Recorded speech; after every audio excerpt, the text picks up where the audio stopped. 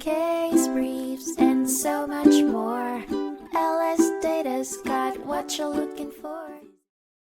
The Supreme Court dealt with a case in 1988 involving the tragic death of Marine helicopter co-pilot David A. Boyle during a training exercise. A crash, allegedly caused by defects in the repair of a device and the design of the emergency escape system, led to Boyle's drowning. Boyle's father sued Sikorsky, the company responsible for building the helicopter, under Virginia tort law. The jury awarded the petitioner $725,000, but the Court of Appeals overturned the decision. In the case, known as Boyle v. United Technologies Corp., the Supreme Court ruled that federal law applied to civil liabilities arising from federal procurement contracts. State law could only apply if there was no significant conflict with federal policy or interest. The court sided with Sikorsky regarding the government contractor defense and sent the case back for further clarification on defense establishment.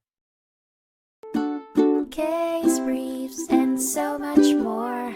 LSData's got what you're looking for. Visit lsd.law, elevate your mind. Leave the stress of class.